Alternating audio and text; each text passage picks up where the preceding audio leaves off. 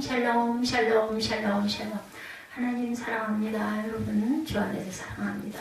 예, 우리 3장 말씀 말에 실수 없게 하라 말씀합니다. 내 형제들아 너희는 선생된 우리가 더 큰 심판을 받을 줄 알고 선생이 많이 되지 말라 이렇게 얘기를 하죠.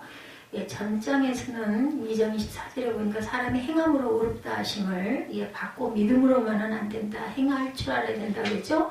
복음에는 하나님의 의가 나타나서 믿음으로 믿음에 이르게 하나니 로마서 1장 17절에 그래서 예수님은 하나님의 아들 그리스도시죠. 그래서 믿음으로 의롭다 하심을 얻으셨어요. 그리고 예수님은 말씀으로 세상을 창조하셨죠. 그래서 행함으로 의롭다 하심을 얻는다라고 말씀하시는 거예요. 그렇기 때문에 둘을 합해 놓으면 오직 의인은 믿음으로 말미암아 살리라. 로마서 1장 17절이죠. 히브리서 10장 38, 9절에 증거합니다. 다음에 3장에는 우리가 말에 실수를 하지 말자. 만일 말에 실수가 없는 자라면 하고 시작이 돼요. 그죠? 예, 없는 자라면 온전한 사람들이 온몸도 굴레를 다 씌울 수도 있다라는 이야기를 하고 있습니다. 시편 141편 3절에 내 입에 파수꾼을 세우시고 내 입술의 문을 지키소서. 네, 입술의 문을 지키면 우리가 할 말이 몇 마디나 있을까요? 살아가면서 그죠? 원망에 대해서 성도가 금해야 할 말, 원망하지 말아야 되죠. 고전 10장 10절에 원망하다가 멸망시키는 자에게 멸망하였나니 원망하지 말라. 완악한 말을 하지 말라. 유다서 1장 15절입니다.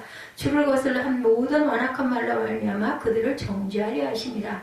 말라기 3장 13, 14절입니다. 너희가 완악한 말로 나를 대적하고도 이는 너희가 말하기를 하나님을 섬기는 것이 헛되니 그 명령을 지키며 슬프게 행하는 것이 무엇이 유익하리요 말씀합니다.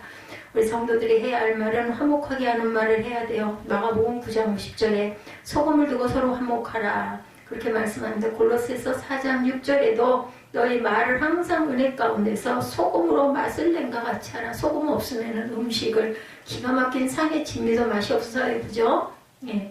고린도후서 5장 18절에도 화목하게 하는 직분을 받았나니 그리고 너희는 세상의 소금이라 말씀하죠. 감사의 말을 하라. 에베소서 5장 4절입니다. 누추함과 희롱의 말이 마땅치 아니하니 오히려 감사하는 말을 하라. 그래서 데살로니가전서 5장 18절이죠. 범사에 감사하라. 위로부터 난 지혜는 첫째 성결하고 3장 17절이죠. 선한 열매가 가득하다 말씀을 합니다. 예, 첫째 성결하고 다음으로 화평하고 관용하고 양순하며 긍휼과 선한 열매가 가득하고 편견과 거짓이 없나니 화평하게 하는 자들은 화평으로 심어 의의 열매를 맺은다 이렇게 말씀하죠. 위로부터 난 지혜란 여호와의 입에서 나오시는 하나님의 말씀이에요. 예, 이렇게 3장에 우리가 제일 중요한 것은 1절부터 12절까지 말에 혀에 우리 실수가 없도록 우리 입술을 잘 주장하라는 말씀이에요. 그래서 위로부터 나는 그 모든 지혜가 우리한테 온전하게 임하면 화평으로 심어 의의 열매를 거둘 수 있다라는 거죠. 그래서 화평을 이루는 교회가 될 수 있다라는 말씀입니다. 그래서 12절까지의 내용 우리 전체적인 부분 한번 쭉 서 보고 가도록 하죠. 야고보사도는 오늘 본문 야고보서 3장에서 성도들의 삶의 원칙 그리고 양태에 대해서 교훈하고 있습니다. 선생되기를 좋아하지 말라는 말씀을 통해 겸손과 책임을 강조하고 선생이 되면은 좀 그죠? 교만해지기가 쉬워요. 내가 좀 많이 아니까 가르치는 입장이다 보면 그런데 겸손해야 되고 책임을 강조합니다. 언어 생활에 있어서 말의 중요성과 영향력을 강조하므로 성도와 혀를 잘 다스려서 거룩하고 덕을 세우는 말만 할 것을 명합니다. 또한 세상적인 지혜를 버리고 위로부터 내려지는 지혜를 받아 의의 열매를 맺어야 함을 교훈합니다. 예, 선생된 자의 책임입니다. 선생이 많이 되지 말라고 그러죠. 야고보사도는 성도들에게 많이 선생이 되지 말라고 권면합니다. 이는 남을 가르치는 선생이 되는 것 자체가 나쁘다는 의미는 아니에요. 그죠? 오히려 모든 성도가 세상의 빛과 소금이 되어 영적으로 무지한 자들에게 진리의 말씀을 소개하는 선생의 역할을 감당할 것을 명하고 있습니다. 사도의 권면은 스스로 다른 사람을 가르치려 할 때 교만해질 것을 경계한 거죠. 오늘 야고보 사도의 권면은 핀자는 연약하여 다른 사람에게 진리를 가르치면 자신은 이미 그 진리 위에 굳게 서 있는 것 같은 착각을 일으키기가 쉽습니다.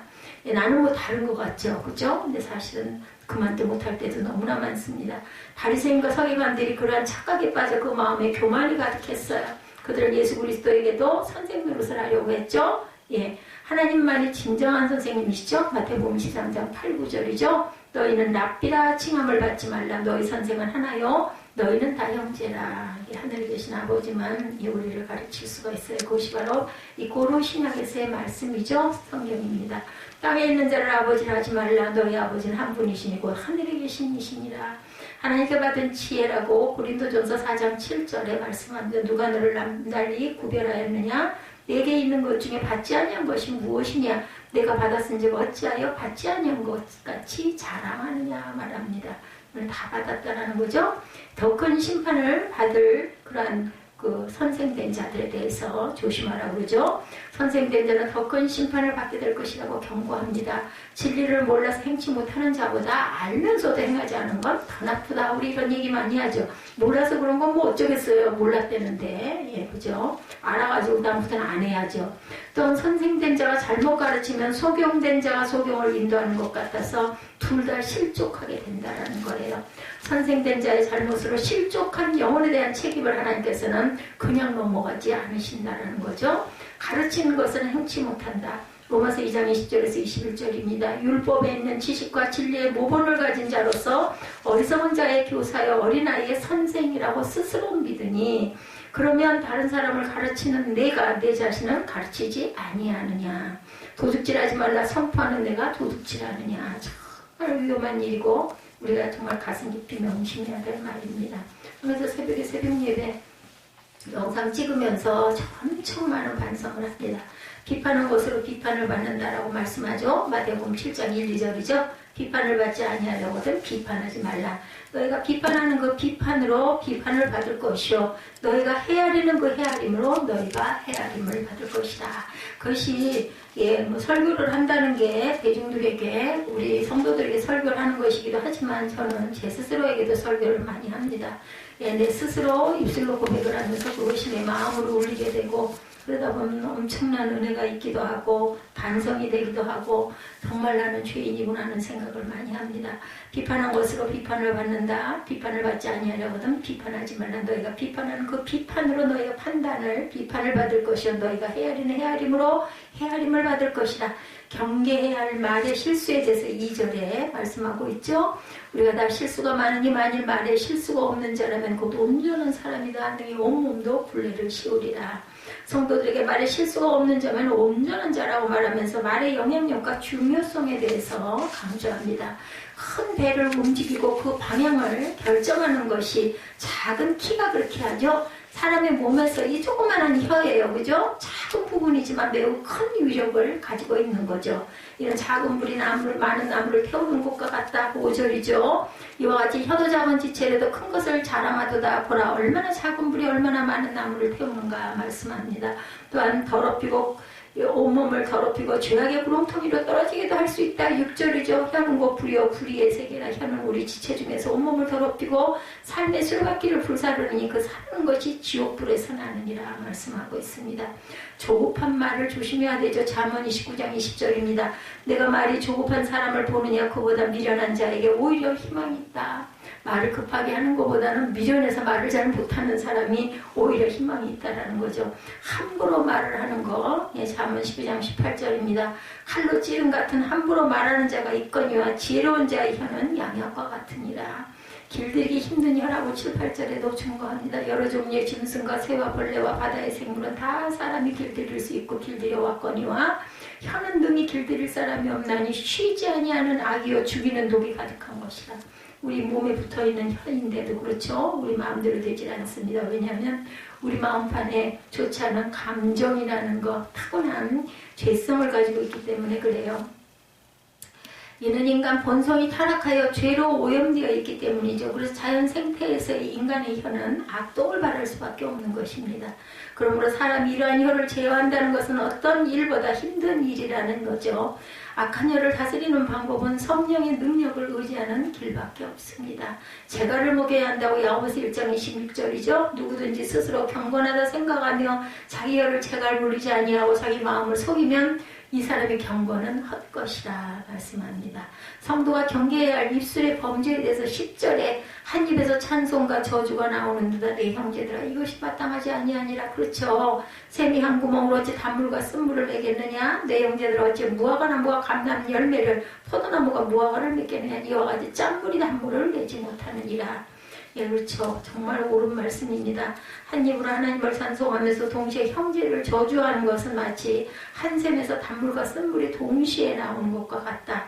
이는 그럴 수 없음을 강조합니다. 무화과나무가 감람나무가 무화과 열매를 낼 수 없듯이 성도가 악한 것을 입술의 열매로 맺어서는 안 됨을 교훈합니다.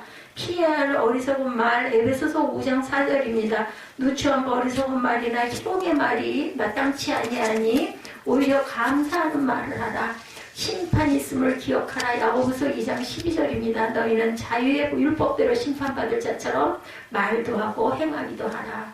참된 지혜와 거짓 지혜에 대해서 13절에서부터 말씀하죠. 위로부터 난 지혜, 너희 중에 지혜와 총명이 있는 자가 누구냐. 그는 선행으로 말미암아 지혜의 온유함으로 그 행함을 보일지니라. 그러나 너희 마음속에 독한 시기와 다툼이 있으면 자랑하지 말라. 진리를 거슬러 거짓말을 하지 말라. 야고보사도는 세상적이고 마귀적이며 정욕적인 지혜를 삼갈 것을 성도들에게 명합니다. 이러한 지혜는 욕심을 이루기 위해 다른 사람을 해하는 데 사용이 된다.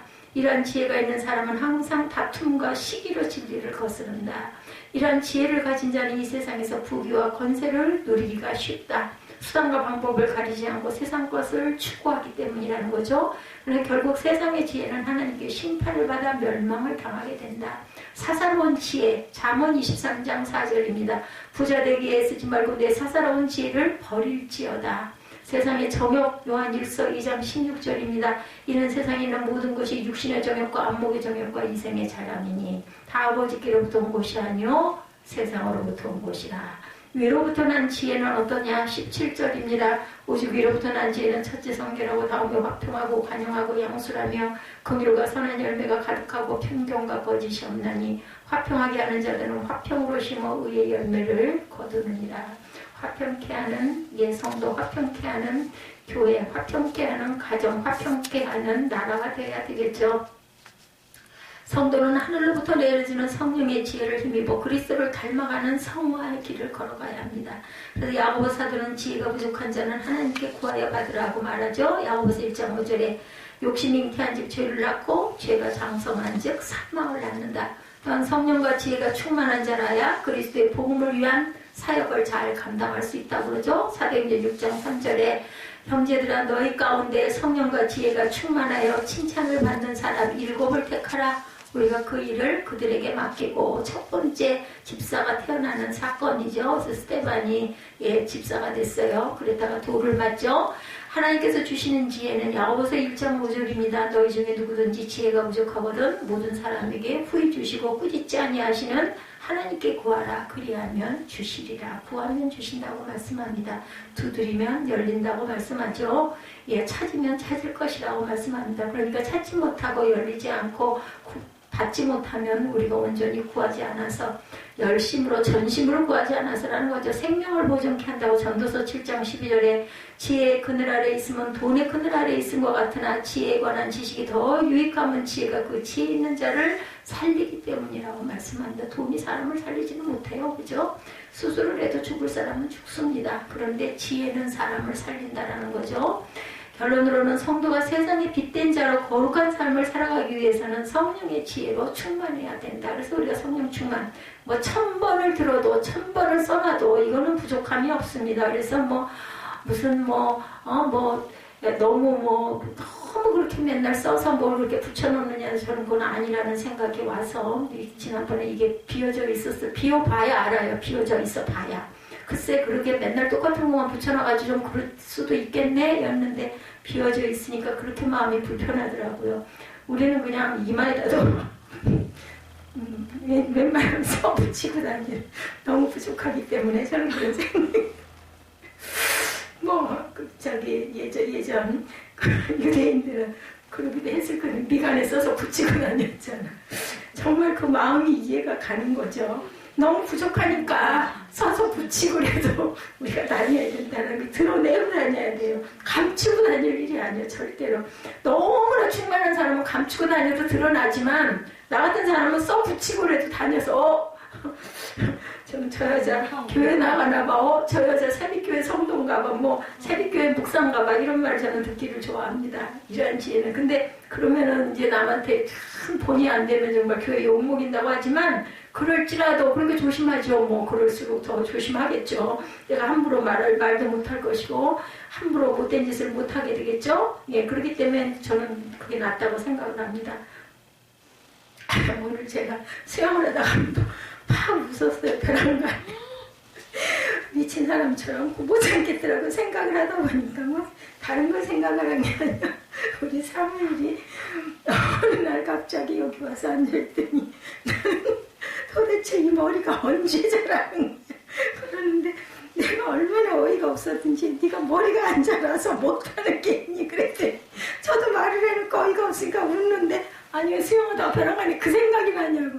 참 철이 없는 애구나. 걔 때문에 내가 또 상처를 받고 섭섭해하니 나는 쟤만 또 못한 애다 생각을 하니까 제 점점 그 수영하는 시간이 그래서 좋아요. 수영하다 보면은 이런저런 생각이 많이 나게 되고 아니 근데 처음이야 이렇게 서서 하다가 도저히 웃음 때문에 안 되겠어가지고 물을 먹게 생겼더라고요. 그래가지고 서가지고 한참 웃다가 다시 수영을 했어요.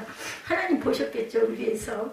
자, 성숙한 언어 생활이라고 오늘 말씀이 제목입니다. 말을 많이 하다 보면 말로 인해서 우리가 문제가 생겨요. 그죠? 저도 아까도 미운 소리를 해놓고 또 아이쿠나 오늘 하필이면 혀를 조심하라고 하셨는데 이런 생각이 듭니다.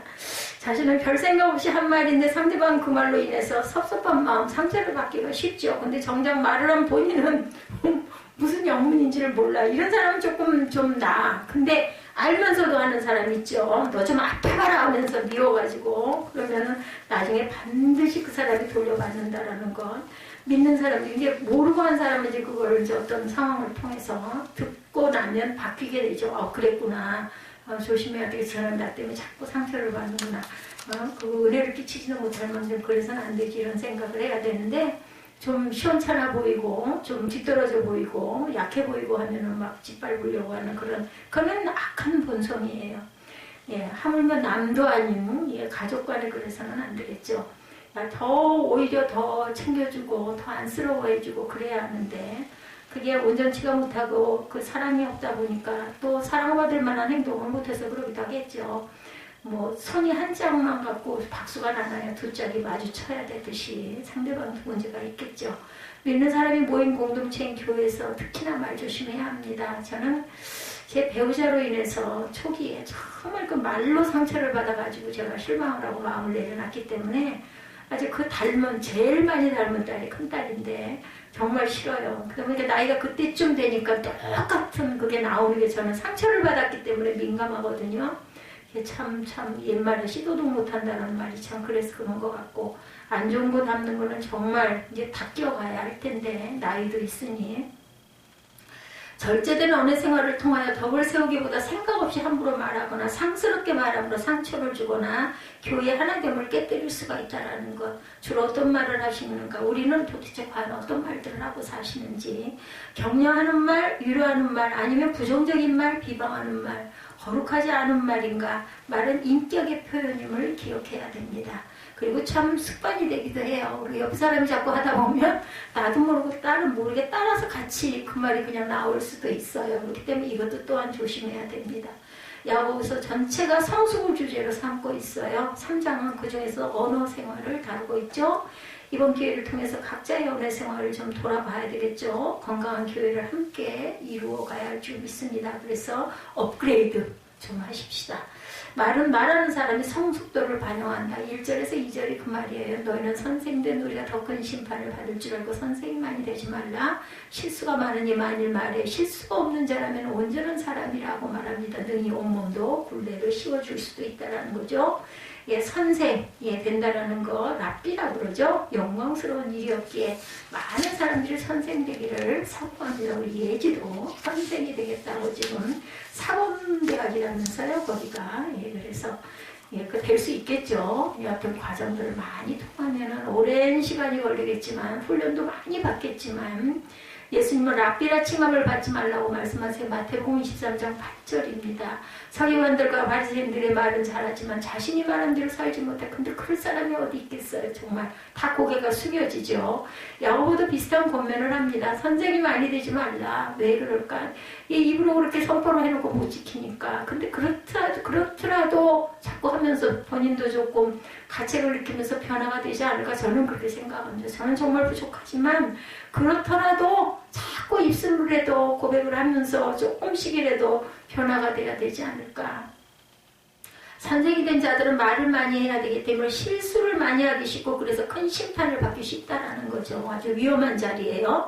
그래서 선생이 되지 말라는 것은 목사도 마찬가지죠. 진리를 가르치지 말라는 의미가 아니죠. 가르치는 자의 책임이 막중함을 지적합니다. 우리가 말에 실수가 없으면 온전한 사람이다. 어떤 사람의 말을 들어보면 그 사람의 인격과 성숙도 정도를 우리가 좀 그 사람하고 얘기를 하다 보면 좀 이렇게 알게 되죠. 아, 저 사람은 굉장히 지적인 사람이다. 아니, 교양이 참 많은 사람이네. 아유, 정말 성품이 온유한 사람이네. 이런 게 느껴지죠. 함부로 말해서 고개를 절레절레 흔들게 하는 사람도 있습니다. 어휴, 저 사람 옆에는 가고 싶지 않아. 이런 생각이 들죠. 원하는 대로 혀를 통제할 수 있다면 그는 온몸도 굴레, 제어할 수 있다라는 뜻이에요. 성숙한 그리스도인이 되기 위해서 수시로 자기의 언어 생활을 우리가 점검해 볼 줄 알아야 되겠다. 아차할 때가 많죠. 그리고 세상적에 하는 그 은어 같은 그런 말, 내 입에서도 문득 나오다가 아이고 이러면 안 되지. 가끔 가다가 이제 누구 어떤 목사님들 설교나 이런 거 아니면 설교문이나 이런 걸 보다가도 그 뭐 이상한 말 써놓은 걸 보면 저는 그거 절대로 그대로를 못합니다. 이건 잘못됐다는 생각이 들어요. 왜냐하면 많은 사람들이 이렇게 하다 보니까 목사님들도 그렇게 그 말을 인용하는데 그런 말은 좀 피해야 될 것 같아요. 혀는 작지만 영향력이 크다. 3절에서 5절이죠. 우리가 말들을 입에 제가 물책을 물리는 건 말의 입에 우리에게 순종하게 하려고 몸을 제어하는 것인데 배도 크고 광풍에 밀려가는 것들을 지극히 작은 키로 키 하나로 사고를 때때로 운행한다 그러죠. 이와 같이 혀도 작은 지체로도 큰 것을 자랑하도다. 보라 얼마나 작은 불이 얼마나 많은 나무를 태우는가. 그렇죠. 이와 같이 혀도 작은 지체지만 많은 일을 일으킬 수가 있고 마치 지극히 작은 불이 붙어가지고 온 산을 태우는 것과 같다. 공생의 기간 중 예수님은 제자들을 섬기셨어요. 그죠? 말씀의 권세가 있으셨습니다. 말씀을 가르치실 때 듣는 자들의 마음이 뜨거워졌어요. 그래서 공동체 생활들을 그렇게 하는데 좀 위험합니다. 그런 거는 사실은. 왜냐면 인간이기 때문에 예수님도 예수님 제자 중에서 가룟유다 같은 사람도 나왔잖아요. 밤낮으로 3년을 데리고 다니면서 그 많은 기적을 보이고 그 많은 하늘나라의 말씀을 이렇게 하셨는데도 불구하고 사단이 먹기 때문에 정말 위험하다라는 생각이 들어서 일단은 그렇게 공동체를 이루고 그렇게 하고 살아요 하는 얘기를 들으면 이렇게 쳐다봐져요. 사실은 말씀으로 귀신을 쫓아내시고 병자를 일으키시기도 했어요. 예수님의 말씀은 그를 따르던 제자들의 마음을 사로잡았고 제자들은 예수님을 본받아 성령으로 충만한 후 땅끝까지 복음에 불을 지르며 증인의 역할을 감당합니다. 성령 충만은 정말 중요해요. 제가 그걸 늘 느낍니다. 너무 기운이 없다가도 저는 말씀 증거를 하고 나면 힘이 나고 마음이 기뻐져요. 그러니까 하나님의 은혜가 임하는 거죠. 그러다 보면은 또 힘이 불끈불끈 이 몸의 육신적인 부분은 너무나 연약한데도 우리가 그 영적인 것, 정신적인 것이 우리 몸을 끌고 가기도 합니다. 사실은 혀는 필요하지만 위험하다. 6절까지 3장 6절에서 또한 6절 9절에서 12절 6절 혀는 곧 불이요 불의의 세계라. 혀는 우리 지체 중에서 온몸을 더럽히고 삶의 수레바퀴를 불사르느니 사르는 것이 지옥불에서 나느니라. 그리고 9절에서 12절이죠. 이것으로 우리가 주 아버지를 찬송하고 이것으로 하나님의 형상대로 지음받은 사람을 저주하나니 정말 이러면 안 되는데 우리가 얼마나 많은 죄를 저지릅니까? 한 입에서 찬송과 저주가 나오는도다. 형제들아 이것이 마땅하지 아니하니라. 샘이 한 구멍으로 어찌 단물과 쓴물을 내겠느냐. 어찌 무화과 나무가 감람 열매를 포도나무가 무화과를 맺겠느냐. 이와 같이 짠물이 단물을 내지 못하느니라. 지극히 지당한 말씀인데 우리는 정말 많은 잘못을 일상 속에서도 얼마나 많이 행하는지 모릅니다. 독을 품고 말을 할 때 말한 사람은 한 번 말한 것으로 그치지만 그 말에 쏘인 사람에게는 독이 계속 퍼져서 마음을 병들게 한다. 정말 아침에 첫 단추 굉장히 중요합니다. 아침에 뭐 하나가 잘못 삐그러지면요 하루 전체가 흔들려 버리고 그렇게 되면 절대로 평강할 수가 없어서 우리는 정말 조심조심 발을 디뎌야 돼요.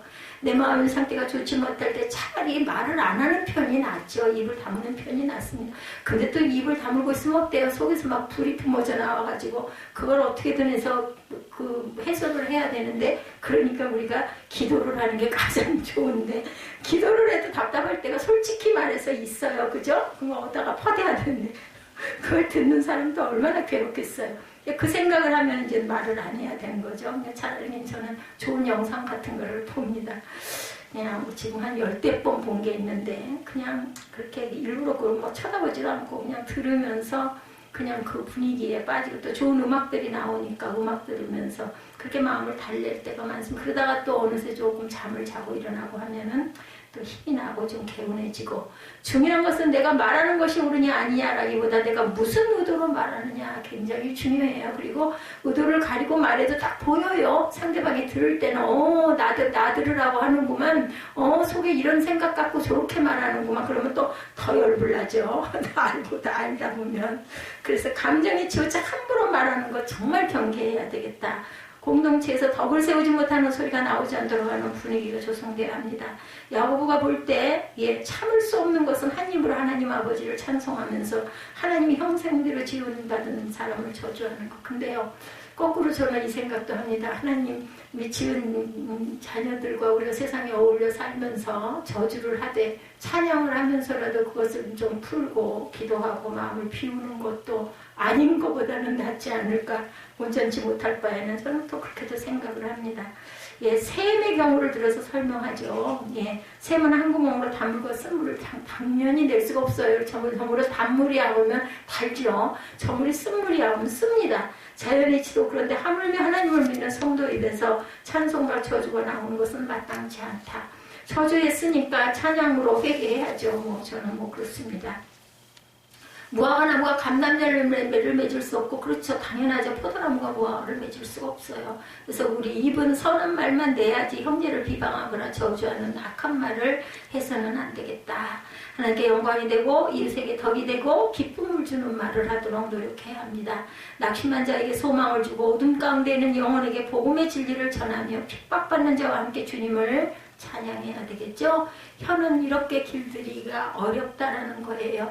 여러 종류의 짐승과 새와 벌레와 바다의 생물은 다 사람이 길들일 수 있고 길들여 왔거니와 혀는 능히 길들일 사람이 없나니 쉬지 아니하는 악이요 죽이는 독이 가득한 거라. 근데 세상 자체가 그렇지 않을까 저는 이렇게 생각합니다. 살아있는 한은 이거를 지킬 수가 없고 살아있는 한은 정말 최대한으로 정신을 바짝 차리고 노력을 하지만 어쩔 수가 없이 범할 때가 너무나 많죠. 그래서 우리 율법을 다 지키는 자가 없다라는 말, 그리고 우리는 절대로 예수님 외에는 하나님 외에는 의롭다 칭할 자가 없다는 말을 저는 동의합니다. 시월대가 훈련을 받은 돌고래 바다사자 물개에서 딱 한 번인가 가봤어요. 온갖 종류의 짐승과 새와 벌레와 바다의 생물은 다 길들일 수 있고 길들여져 왔지만 사람의 혀는 능히 길들이는데 길들이고 있지 않습니까? 말씀을 통해서 찬양을 통해서 우리가 그래도 되도록이면은 악한 말, 저주하는 말을 안 하려고 노력을 하죠. 혀는 사람의 뜻대로 안 되고 원치 않는 말들을 함부로 내뱉어낼 때가 있다. 제가 나오는데 그 수영장에 그 청소하시는 아줌마 제가 핸드크림도 드리고 좀 이렇게 해드렸더니 꼭 챙기셔요. 왜 어제 안 왔느냐고 그러시면서 갈 때도 제가 맨 끝에 나오거든요. 3일이 어차피 늦게 나오니까. 그리고 오늘은 화장품도 꽁꽁 얼고 젤도 꽁꽁 얼고 몸 닦는 그 수건도 꽁꽁 얼어가지고 막 그 바깥이 아주 한 데다가 그걸 차를 세우는 데다 놔뒀더니 그래가지고 그래서 더 늦었어요.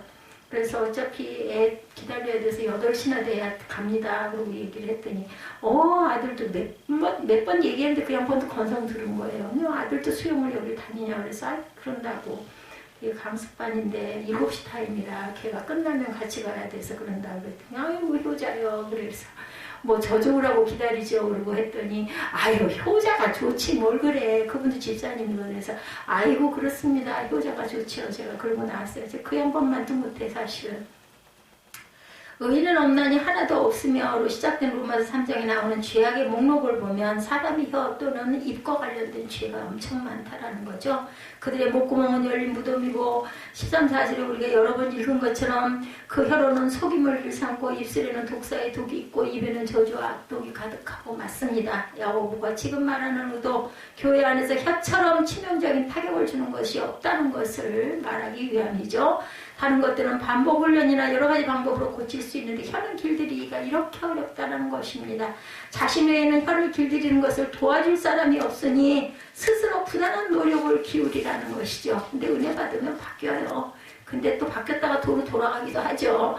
경건한 사람은 어떤 상황에서 자신의 혀를 제갈 먹일 수 있는 능력을 가진 자이다. 자기 혀를 제갈 먹인다는 것은 하지 말아야 할 이야기는 하지 않는 것을 얘기합니다. 정확한 사실에 근거하지 않고 정황적으로 추측하고 이야기를 만들어내서 마치 사실인 양 다른 사람들에게 말하기를 좋아하는 사람들을 이러지 말아라. 그런 말을 들을 때 마치 특정 뉴스를 얻은 것처럼 신이 나서 거품을 뿜으면서 얘기하는 그런 사람들, 사람들에게 전하기 좋아하는 사람들도 있습니다. 가십거리의 당사자가 그런 말을 들으면 기분이 어떨까를 생각해야 되죠. 내가 누군가로부터 무슨 말을 들을 때는 기분 나빠하면서도 막상 자신이 하는 사람에 대해서 말할 때는 배수롭지 않게 생각하고 말합니다. 누가 어떻더라도 아무개가 무엇을 했다더라 그것이 덕을 세우거나 좋은 일이 아니라면 가능하면 하지 않아야 되겠다. 마태복음 5장 22절 형제에게 노하는 자마다 심판을 받게 되고 형제를 대하여 라가라 하는 자는 공회에 잡히고 미련한 놈이라 하는 자는 지옥불에 들어가게 되리라 말씀합니다. 예수님은 말의 파괴력을 알고 계셨기 때문에 제단의 예물을 드리다가 형제에게 걸림돌이 되는 것이 생각나면 먼저 화해하고 예물을 돌아와서 드리라 하시죠. 성숙한 어느 생활을 하려면 성령의 기름 부음이 있어야 합니다. 성경은 말을 입술의 열매라고 하죠. 잠언 18장 20절입니다. 사람은 입에서 나오는 열매로 말미암아 배부르게 되나니 곧 그의 입술에서 나오는 것으로 말미암아 만족하게 되느니라. 죽고 사는 것이 혀의 힘에 달렸나니 혀를 쓰게 좋아하는 자는 혀의 열매를 먹으리라. 그런데 하나님은 입술의 열매를 지으신 분이셔요. 입술의 열매를 짓는 나 야훼가 말하노라. 먼 데 있는 자에게든지 가까운 데 있는 자에게든지 평강이 있을지어다. 이사야 57장 19절 말씀입니다. 먼 데 있는 자에든지 가까운 데 있는 자에게든지 너희들 평강이 있을지어다. 그래서 샬롬의 이상이 없다라는 거예요. 하나님은 당신의 귀에 들린 대로 행하시죠. 주여 제1세대는 10명의 정탐꾼들이 가나안에 대하여 말한 보고를 듣고 낙심하여 밤새도록 통곡을 합니다. 우리가 애굽 땅에서 죽었거나 이 광에서 죽었다면 좋아할 것을 하며 입방 정도를 떨었어요. 그렇게 말을 한 이유는 살고 싶기 때문이겠죠? 후회하는 거죠. 근데 하나님 어떤 반응을? 민수기 14장 28절입니다. 나의 삶을 가리켜 명서하느라 너희 말이 내 귀에 들린 대로 내가 너희에게 행하리니 너희 시체가 광야에서 엎드러질 것이라. 그렇게 됐죠. 실제로 그들은 광야 40년의 여정 동안 여호수아와 갈렙을 제외하고는 다 죽고 말았어요. 혀에 순기능이 있다라는 것이죠. 가나안까지 가는 길이 직선거리로는 10하루길이다. 신명기에 이렇게 나오고 있습니다. 그래서 40년을 돌았어요. 혀로 형제를 위로하고 선한 말을 합니다. 반면에 역기능도 있죠. 혀를 잘못 놀려 문제가 생기고 말 때문에 많은 사람이 상처를 입습니다. 그래서 야고보는 형제를 헐뜯고 비방하고 무너뜨리는 것은 지옥불의 역사와 그 원리가 같다 이렇게 얘기합니다. 그 기운은 누구예요? 사탄이에요. 함부로 말하는 것은 사탄에게 쓰임받기 때문입니다. 우리 모두가 그럴 가능성이 있음을 깨달아야 되겠죠. 말의 순기능을 회복하려면 성령의 인도함을 받는 길밖에 없어요. 하나님께서 이사야를 부르실 때 먼저 거룩한 제단의 숯불을 그의 입술에 닿게 함으로 그를 거룩하게 씻으셨죠. 이사야는 입술이 더러운 사람에게 진리의 말씀을 전하는 사람으로 변화되었음을 선포합니다. 이는 단순히 입술의 변화만을 뜻하는 게 아니죠. 그의 내면 세계가 변했음을 의미합니다. 말하는 태도나 내용을 통해 그 사람의 수준을 짐작할 수가 있죠. 우리가 하나님께서 우리가 서로 섬기는 자세로 깨끗한 마음으로 말하기를 원하십니다. 그렇지 않고 기분 내키는 대로 말할 때 하나님께서 그를 심판하신다고 말합니다. 이 심판은 죽고 난 후의 심판이 아니라 지금 임하는 심판입니다. 마음의 평강이나 기쁨이 사라지는 거죠. 우리가 하는 파괴적인 말은 다른 사람뿐 아니라 자기 자신을 결국은 파괴시킨다. 그래서 베드로는 권면합니다. 10절이죠. 예, 베드로전서 10장, 3장 10절. 생명을 사랑하고 좋은 날 보기를 원하는 우리는 혀를 금하여 악한 말을 그치며 그 입술로 괴휴를 말하지 말라. 무화과 나무가 감람나무의 열매를 맺을 수 없다라고 얘기했던 것처럼 입술의 열매다 이렇게 말씀하고 있습니다. 그래서 우리는 생명을 사랑하고 좋은 날 보기를 항상 원하는 거죠. 애굽 땅에서 죽었거나 광야에서 죽었으면 좋았을 것 같아 결국 그렇게 된 거죠. 그 입술로 괴유를 말하지 말라.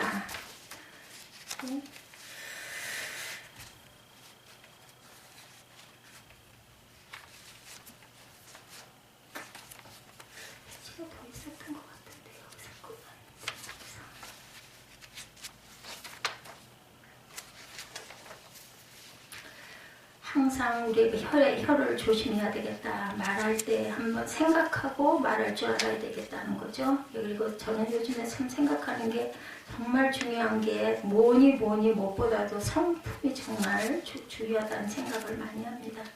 성품이 유하게 태어난 사람들이 여기 있네요. 타락한 인간은 복된 말을 갖고 있지 않지만 그리스도인은 주 안에서 거듭난 자들이다. 새로운 방언을 말하는 자들이죠. 성령께서 우리의 마음을 다스리실 때 우리의 혀는 하나님을 찬송하고 형제에게 복을 비고 용서하는 데 사용됩니다. 따라서 우리 안에 성령의 역사가 메마르지 않도록 회개를 통하여 자신을 비우고 기도와 말씀을 통하여 위로하고 위로부터 임하는 성령의 능력으로 체험을 받아야 된다. 그래서 시는 시편 기자가 노래합니다. 19편 14절이죠. 나의 반석이여 나의 구속자이신 야훼여 내 입의 말과 마음의 묵상이 주님 앞에 연락되기를 원하나이다. 기름 부음 받은 입술의 특징, 하나님께 영광된 말들을 많이 합니다. 우리는 항상 하나님을 자랑해야 되죠. 그래서 은혜 받은 사람들은 뭐 다른 거 다 그만두고 그냥 할렐루야 아멘이면 입에서 절로 나오는 사람들 은혜 받으면 그렇게 돼요. 기름 부음 받은 자의 입술의 특징은 하나님께 영광을 돌리죠. 항상 하나님을 자랑할 줄 알아야 합니다. 바울 사도도 또 무엇을 하든지 말에나 일에나 다 주 예수 이름으로 하고 그를 힘입어 하나님 아버지께 감사하라. 골로새서 3장 17절입니다. 무슨 말을 하든지 자기를 내세우지 않고 주님이 하셨습니다. 주님의 은혜입니다. 하나님께 영광을 이렇게들 얘기하죠. 모든 영광 하나님께 돌립니다. 나를 통하여 역사하신 하나님의 일을 우리는 전할 뿐입니다. 바울은 그리스도 예수 안에서 너에게 주신 하나님의 은혜를 인하여 내가 너희를 위하여 항상 하나님께 감사하노니. 고린도전서 1장 4절이죠. 은혜 주심에 대한 감사, 항상 우리를 그리스도 안에서 이기게 하시고 우리로 말미암아 각처에서 그리스도를 아는 냄새를 나타내신 하나님께 감사하노라. 고린도후서 2장 14절에 승리하며 살도록 능력 주심에 대한 감사를 합니다. 바울은 과거에 하나님의 배방자고 핍박자고 포행자로 하나님을 대적하는 삶을 살았어요. 그죠? 그런데 나를 능하게 하신 그리스도 예수 우리 주께 내가 감사하며 나를 충성되이 여겨 내게 직분을 맡기심이니. 디모데전서 1장 12절입니다. 직분 주심에 감사하죠. 인간은 하나님의 피조물 가운데 가장 영광되고 복된 존재로 창조가 됐어요. 찬송은 인간만이 할 수 있는 특권이죠. 우리를 구원하셨기에 예수 그리스도로 말미암아 찬미의 제사를 드릴 수 있다. 이는 그 이름을 증거하는 입술의 열매다 말하죠. 마음을 다하고 뜻을 다하고 성품을 다해서 우리가 찬송해야 된다는 거죠. 최고의 찬송을 해야 합니다. 행복을 주는 말을 해야 된다. 행복은 무엇을 많이 가져서 얻는 것이 아니고 사랑의 관계를 통해서 행복은 얻어지죠. 사랑의 관계는 말을 통해서 또한 이루어집니다. 에베소서 4장 29절이죠. 무릇 더러운 말은 너 입 밖에도 내지 말고 오직 덕을 세우는 데 소용되는 대로 선한 말을 하여 듣는 자에게 은혜를 끼치게 하라. 선한 말은 다른 사람에게 행복을 주고 기쁨을 줍니다. 소망을 주죠. 사람들에게 어떤 말을 들을 때 가장 기쁜가를 물어보면 대부분이 칭찬하는 말, 인정해주는 말을 들었을 때라고 다들 얘기합니다. 하나님께서도 모든 만물을 창조하시고 난 후 보시기에 좋았더라 말씀하시죠. 모든 만물은 좋은 것입니다. 그것을 칭찬하는 것은 그것을 창조하신 하나님을 자랑하고 영광을 돌리는 것이죠. 특히 사람을 창조하시고 보시기에 심히 좋았더라 하시며 기뻐하신 것, 우리 앞에 있는 사람들을 칭찬하고 우리도 또한 인정해야 된다는 거죠. 그것이 그 사람을 창조하신 하나님을 인정하는 것이고 하나님께 영광을 돌리는 것이다. 칭찬을 듣는 사람은 자기가 받은 하나님의 은혜를 깨닫게 되므로 자기 발전을 가져오죠. 자신에 대한 긍지를 또한 가지게 됩니다. 잠언 27장 21절입니다. 도가니로 은을 풀무로 금을 칭찬으로 사람을 실현하시느니라고 말씀하죠. 칭찬은 사람을 금과같이 은과같이 귀한 존재로 만든다라는 뜻입니다. 베드로는 악을 악으로 욕을 욕으로 갚지 말고 도리어 복을 빌라. 아주 어려운 말씀을 합니다. 이를 위해서 너희가 부르심을 받았으니 이는 복을 이어받게 하려 함이라. 베드로전서 3장 9절입니다.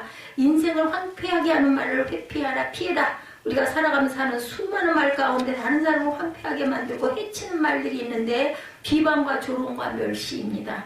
자녀들이 이런 말들을 어려서부터 자주 듣고 자랄 때 부정적인 생각을 하게 되고 결국은 가정을 등지고 인생을 아무렇게나 막 살아버리게 된다는 거죠. 예, 수많은 부부들이 이런 말들로 인해서 관계가 깨어지기도 합니다. 그래서 주님은 비방하는 말을 버리라 말씀하죠. 멸시하고 조롱하는 말을 금하라고 말씀합니다. 그 이유는 이 말들이 자신과 듣는 자의 삶에 큰 상처와 아픔을 주고 인생을 황폐하게 하기 때문이다. 마귀는 어떻게 해서라도 사람들을 하나님과 이간시키고 사람과 사람 사이를 이간시켜서 하나님의 뜻을 이루지 못하게 합니다. 그러므로 우리 사이에 서로를 비방하는 말, 멸시하고 조롱한 말을 할 때는 상대에게 문제가 있어서가 아니라 나에게 있다. 지금 우리 가운데 사탄이 역사하고 있다는 사실을 우리가 깨달아야 되겠죠. 아무리 가까운 사이라 하더라도 이런 악한 말은 상처를 줍니다. 그리고 그 상처는 오래가죠. 비방하는 그 사람을 창조하신 하나님을 비방하는 것이고 조롱하는 것도 역시 그를 지으신 주인이신 하나님을 멸시하는 것이기 때문에 죄가 되고 형벌을 면치 못하고 망한다라고 말씀합니다. 예, 하나 되어 행복해야 될 사람이 이런 악한 말들로 인해서 나뉘고 등을 돌리게 되죠. 특히 교회 안에 돌아다니며 남의 말을 하는 자들 조심해야 되죠. 레위기 19장 16절입니다. 또 너희는 돌아다니면서 남을 헛들지 말고 자기 이웃의 생명을 위태롭게 하는 짓을 하지 말아라. 나는 야훼이니라. 이웃에 대한 배려는 하나님에 대한 경외감을 표현합니다. 이웃을 배려하기는커녕 도리어 돌아다니며 이웃을 헐뜯고 해치려고 한다면 하나님을 욕되시게 하는 것이다. 다른 사람이 나에 대해 하는 말을 들으려 애쓰지 말아라. 셀레르맨이 가장 많이 하는 말이 직장 상사에 대한 험담이라고 그러죠. 성경에도 비슷한 표현이 나옵니다. 전도서 7장 21, 2절입니다. 무릇 사람의 말을 들으려고 마음에 두지 말라. 염려컨대 내 종이 너를 저주하는 것을 들으리라. 너도 가끔 사람을 저주한 것을 내 마음에 아느니라.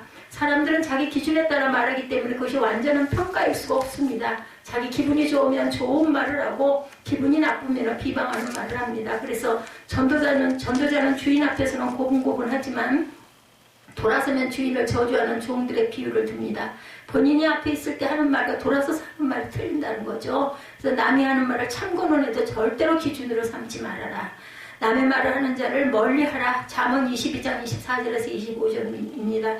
노를 품는 자와 사귀지 말며 울분한 자와 동행하지 말지니 그의 행위를 본받아 내 영혼을 올무에 빠뜨릴까 두려움이라. 심은 대로 거두죠. 악한 말을 하는 자들 결국 시편 109편 17, 8편입니다. 그가 저주하기를 좋아하더니 그것이 자기에게 임하고 축복하기를 기뻐하지 아니하더니 복이 그를 멀리 떠났으며 또 저주하기를 옷 입듯 하더니 저주가 물같이 그의 몸속으로 들어가며 기름같이 그의 뼛속으로 들어갔나이다. 이렇게 고백합니다. 언어 생활은 그 사람의 경건함을 보여주는 척도이죠. 우리가 말을 할 때 유의할 점, 말하는 것이 사실인가 거짓말을 해서는 절대로 안 된다. 우리 기도할 때 정말 중요한 거 성경적인 언어를 꼭 써야 합니다. 말하는 동기가 무엇인가 모티브 중요합니다. 언중유골 이런 말씀 많이 하죠. 말 속에 마음에 품은 것들이 녹아 나타납니다.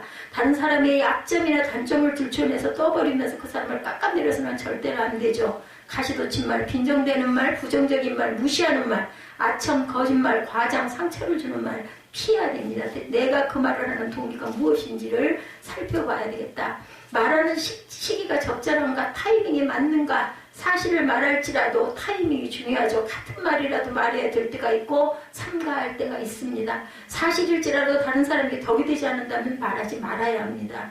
말의 씨앗이 인생의 밭에 뿌려지면 그것이 때가 되어 싹이 나고 자라 열매를 맺게 되죠. 열매를 나와 내 말을 듣는 사람이 거둡니다.